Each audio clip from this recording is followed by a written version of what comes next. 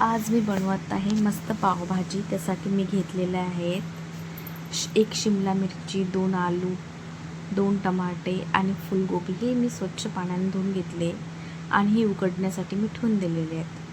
आज आहे माझ्या मिस्टरांचा बर्थडे, तर मी आज पावभाजी स्पेशल बनवणार आहे मस्त. आता हे सर्व असं मस्त शिजायला ठेवून देणार आहे. त्याच्यात मी थोडंसं बटर आणि पावभाजी मसाला टाकून घेतलेला आहे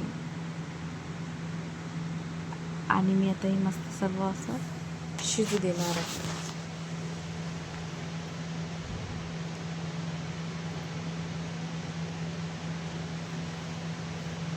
छान फिरून घेणार आणि झाकण ठेवून जोपर्यंत पूर्णपणे अशी शिजत नाही तोपर्यंत असं मस्त झाकून ठेवणार आहे.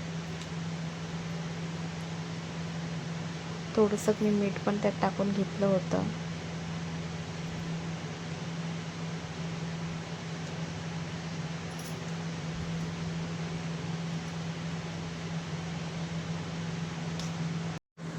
मी यावर झाकण ठेवून घेतले आणि माझी बाकीचे कामं आवरायला घेतली.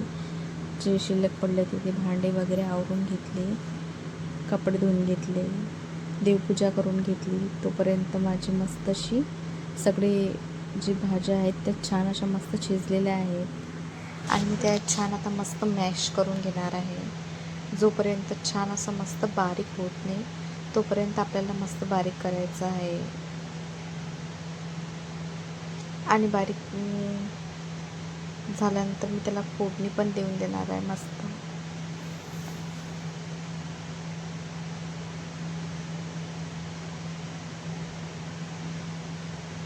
पाहू शकता तुम्ही मस्त आता पूर्ण हे झालेलं आहे, मॅच झालेलं आहे आणि त्यात काहीच असं व्यवस्थित सगळं पूर्ण बारीक झालं.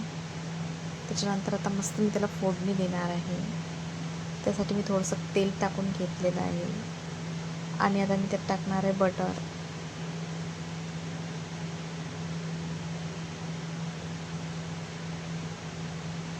तेल नंतर बटर टाकून घेतलं. आता त्याच्यात मी थोडीशी मोहरी आणि त्यात मिरच्या पण टाकणार आहे. तर मी मिरच्या घेतल्या आणि त्यात मी सगळ्याच मिरच्या टाकणार आहे. मिरच्यांना मधातून असा काप मारून घेतला आणि त्यात मस्त टाकून घेतलं आणि इकडे सांबार पण बारीक करून घेतला. शिमला मिरची, टमाटा पण बारीक करून घेतला आणि मला कांदा आता काही आवडत नाही तर मी त्यात कांदा काही टाकणार नाही आहे. तर मी कांद्याची पेस्ट आणि लसणाची पेस्ट टाकून घेणार आहे. सर्व मस्त असं ब्राउनिश कलरमध्ये झाल्यानंतर त्यात मी शिमला मिरची, टमाटा असं टाकून घेणार आहे आणि छान मस्त मी ते होऊ देणार आहे. त्यात मीठ टाकणार आहे त्याच्यामुळे पटकन होऊन शिजून जाणार शिमला मिरची आणि टमाटा. नंतर त्यात मी जिरं टाकून घेतलं, चटणी टाकून घेतली, हळद टाकली आणि त्यात पाणी टाकून दिलं. छान हे सर्व मसाला मस्त होऊ देणार आहे मी थोडा वेळ. जोपर्यंत पूर्ण तेल सोडत नाही हे तोपर्यंत छान होऊ द्यायचं. त्याच्यानंतर मस्त पावभाजीचा मसाला टाकला थोडासा आणि थोडा बाकी ठेवला आहे. त्याच्यानंतर मी त्यात जे व्हेजिटेबल पूर्ण मॅश केले होते ते टाकून दिले आणि नंतर परत पावभाजीचा मसाला टाकून दिला. छान मस्त असं फिरून घेतलं. त्यात थोडं पाणी ॲड केलं आणि त्यात वरतून असं मस्त बटर टाकला.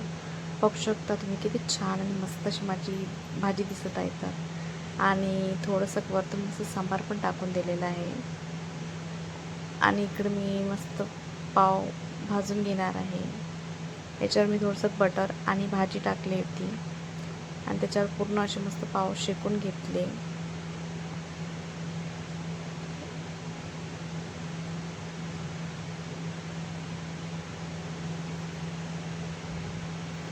पाहू शकता तुम्ही मला पाव शेकताना काही एवढे व्यवस्थित जमले नाहीत. नंतर मी त्याच्यावर भाजी वगैरे काही टाकून घेतली मी फक्त बटर आणि त्याच्यावर पाव अशी शेकून घेतली. हे पाव खूप मस्त आणि क्रिस्पी झाले होते. भाजीसोबत खूप छान लागले होते ते. मस्त अशी माझी पावभाजी तयार झालेली आहे. खूप मस्त झाली होती पावभाजी. माझ्या मिस्टरांना पण माझ्या हातची पावभाजी खूप आवडली. त्यांनी पण म्हटलं की खूप छान मस्त झालेली आहे. तर आणि मी फर्स्ट टाईमच केली होती तर छान आली.